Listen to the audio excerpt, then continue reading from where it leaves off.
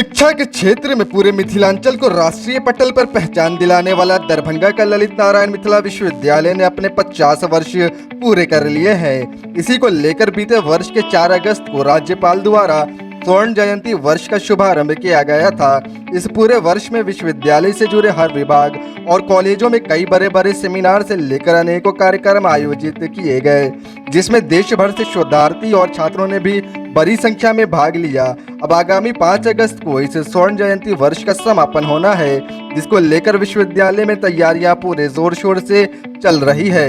आपको बता दें कि समापन समारोह में बिहार के शिक्षा मंत्री विजय कुमार चौधरी मुख्य अतिथि के रूप में भाग लेंगे।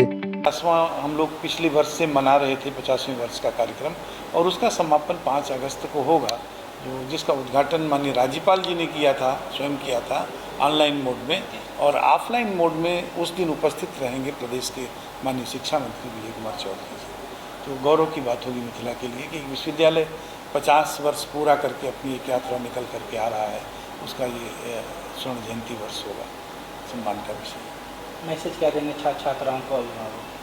जाहिर सी बात है कि गौरवशाली परंपरा जो मिथिला की विद्वता के क्षेत्र में रही है, ये विश्वविद्यालय स्थापित कर रहा है उस मानक को, तो सबको इसके साथ जुड़ करके इसके सम्मान को और ऊंचा करना चाहिए।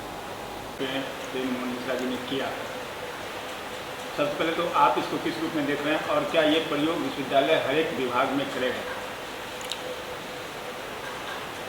सबसे पहले तो हमारी आज़ादी के अमृत वर्ष महोत्सव के रूप में हम विश्वविद्यालय 1 साल से मना रहा है, और ललित नारायण मिथिला विश्वविद्यालय का गोल्डन जुबली वर्ष है। हम गोल्डन जुबली के वर्ष के अवसर पर 1 वर्षों में जो उपलब्धियां की हैं वो आपके समक्ष जब रखेंगे तो आपको पता चलेगा कि ललित नारायण मिथिला विश्वविद्यालय ने राज्य में अन्य विश्वविद्यालयों से भिन्न होने के लिए कौन कौन से प्रयोग किए हैं। उसमें एक प्रयोग छात्रों की वापसी का है। अभी आपने हमारे रसायन शास्त्र विभाग की बात की, वहाँ के विभागाध्यक्ष ने सभी छात्र के अभिभावकों को पत्र लिखा, छात्रों को लिखा, और इस तरह की प्रयास, ये निर्देश माननीय कुलपति प्रोफेसर SP सिंह साहब के द्वारा 6 महीना पूर्व ही विभागाध्यक्षों की बैठक में सभी विभागाध्यक्षों को, डीन को दी जा चुकी है कि जो छात्र कॉलेज नहीं आते हैं, जो छात्र विभाग नहीं पहुंचते हैं, चूँकि हमारा PG विभाग कॉलेजों में भी चलता है, एक प्रिंसिपल यहाँ बैठे हुए हैं, उनकी बैठक में हम लोगों ने ये कर चुका है, निर्देश जा चुका है कि छात्र कक्षा की तरफ लौटें, और कक्षा में जब आएंगे तो उनकी समस्याएं सामने आएंगी और उनको हर तरह की सहूलत दी जाए। हमारा जो MBA विभाग है उसको ये जिम्मेदारी दी गई है कि आप काउंसलिंग सेल सिर्फ अपने विभाग का नहीं बल्कि अन्य विभागों के छात्रों के भी काउंसलिंग सेल स्थापित करें, उनसे सामंजस्य बनाएं और उन्हें जोड़ने का प्रयास करें। अगर एक विभाग काम कर रहा है तो उसका देखा देखी दूसरा विभाग भी करेगा, ऐसा मेरा मानना है। ये सार्थक पहल हुई है और उसके अच्छे परिणाम आ रहे हैं। आज की तारीख में आप किसी भी PG डिपार्टमेंट में चले जाइए, आपको छात्र मिलेंगे। आज से 1 साल पहले आप जाते और अब में परिवर्तन मिलेगा, ये इसी पहल का है। इस वर्ष पूरे वर्ष में आपने देखा होगा कि सभी विभागों को माननीय कुलपति महोदय के द्वारा ये निर्देश दिया गया था कि छात्र को पाठ्यक्रम के अलावा दूसरे कार्यों में जोड़िए। नेशनल सेमिनार, इंटरनेशनल सेमिनार, एक लंबी फहरिस्त है, आपने देखा होगा।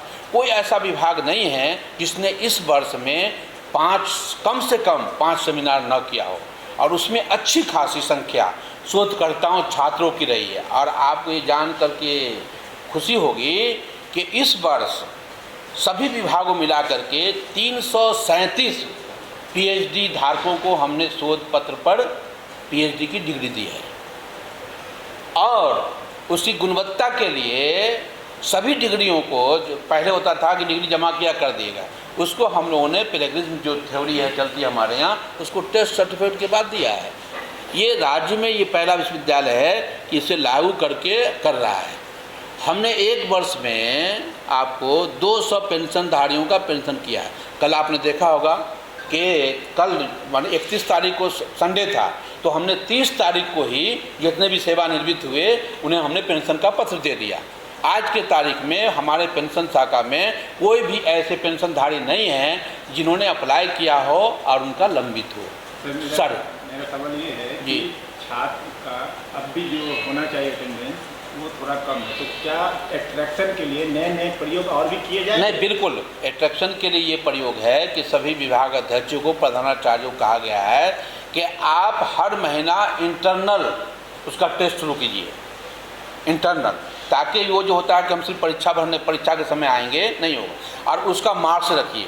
चूँकि अभी जो नया CBSE कोर्स है उसमें ये भी है कि उनको हाजिरी पर कितना नंबर मिलेगा, उनको प्रयोग में प्रैक्टिकल में कितना नंबर मिलेगा, वो अगर लगातार आते हैं सेमिनार में भाग लेते हैं तो कितना नंबर मिलेगा।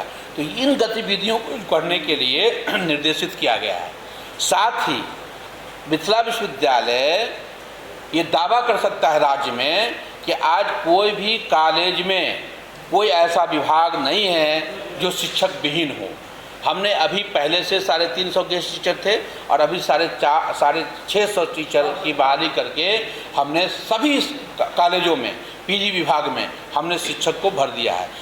तो ये जो हुआ है तो एक संदेश गया है कि अब छात्रों को ये नहीं होगा कि हम कॉलेज जाएंगे और शिक्षक नहीं होंगे, ये व्यवस्था नहीं करिए। और उसके अब ललित नारायण मिथिला विश्वविद्यालय सिर्फ डिग्रियाँ नहीं देगी बल्कि उसको बिल्कुल हम आपके माध्यम से अभिभावकों से भी अपील करना चाहते हैं कि अगर उन्होंने नामांकन लिया है तो वो उन्हें संस्थान में भेजिए, कॉलेजों में भेजिए, PG विभाग में भेजिए, ताकि वो कुछ सीख सके। इसलिए कि आज घुमंडलीकरण के दौर में सिर्फ डिग्री कोई मायने नहीं रखती, बल्कि उसका टैलेंट, जो क्वालिटी एजुकेशन है, वही उसे आगे बढ़ा सकती है। तो मिथिलांचल में ये एक, चूँकि आर्थिक दृष्टि से कमज़ोर बच्चे हमारे यहाँ पढ़ते हैं, अगर वो आएंगे तो उसको लाभ मिलेगा। Thank you.